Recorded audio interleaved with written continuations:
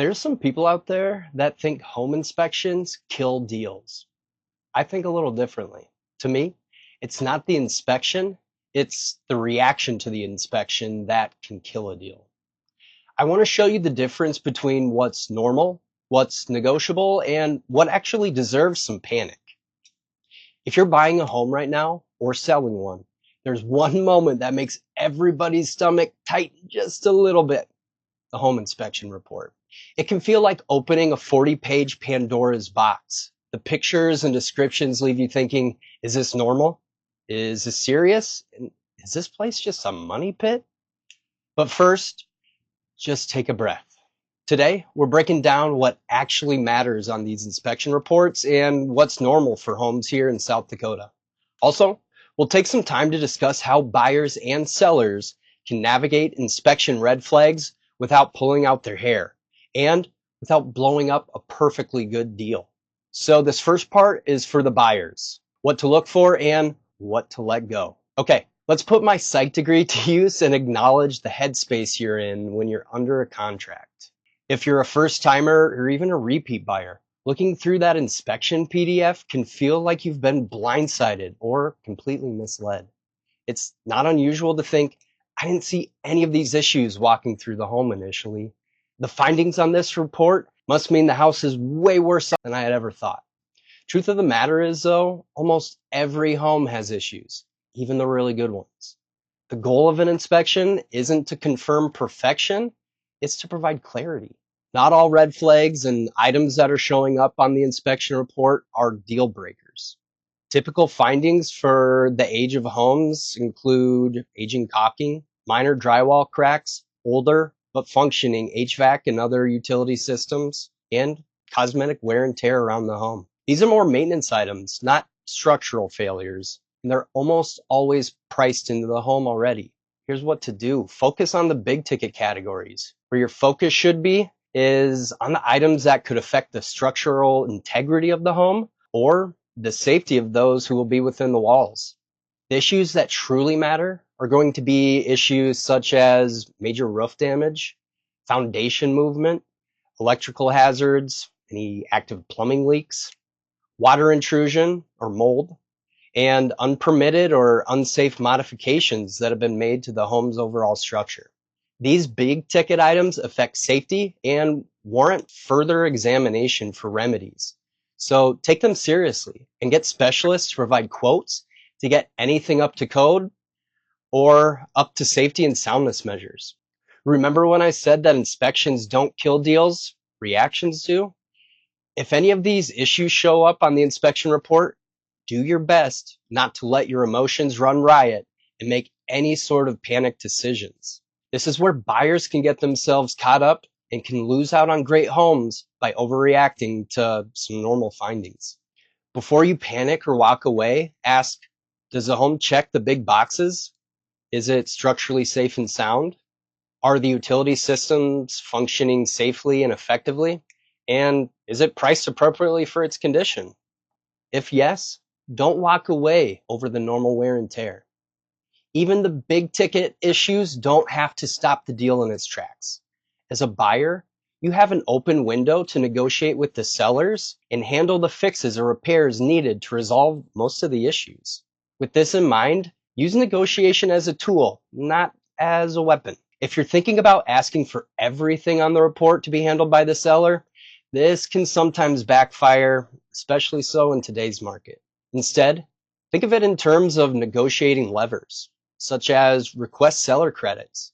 These can cut down your closing costs, theoretically keeping additional funds in your pocket that can go toward the repairs rather than towards the purchase transaction. Negotiate seller paid repairs.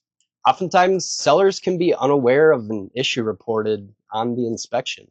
Once it's been brought to their attention, they could agree to cover the bill for the repair out of their own pockets. And then price adjustments sometimes can be a resolution as well. Just make sure all parties have understood the impact of any adjustments to their bottom lines and that everyone is comfortable with the approach. The next part is for sellers, how to stay in control. Sellers, let's talk about your reality. You've lived in the home for years, so when inspector lists every tiny flaw, It can feel personal, but inspections aren't a judgment, nor are they a declaration of poor ownership. They're just a document. I'm a broken record on this, but seriously, consider a pre-listing inspection. This lets you control the narrative by fixing what makes sense up front and disclosing the rest. Most importantly, it can really help with avoiding any of the extra stressful last minute renegotiations. Here's the thing, buyers likely won't be expecting perfection, but they will be expecting honesty. Your transparency on your property disclosure builds trust. It's okay to disclose items like an older roof, aging mechanicals, cosmetic imperfections around the house, and be sure to list any of the historical repairs. When buyers feel blindsided, deals fall apart. But when buyers feel informed, they stay committed. After the report comes back and negotiations begin on the repairs, be strategic, not reactive. There is no need to chase perfection. Just like the buyers, keep the focus on fixing the big ticket items. Fix any safety issues, system failures, and any major defects. Let pricing reflect cosmetic or age-related wear. What if you were able to make your inspection a marketing differentiator? Try this on for size. Pre-inspected, repairs completed, and priced accordingly. This instantly sets your listing apart. Now, whether you're buying or selling, after that inspection report comes back, do not let yourself get pressured into making a decision right away.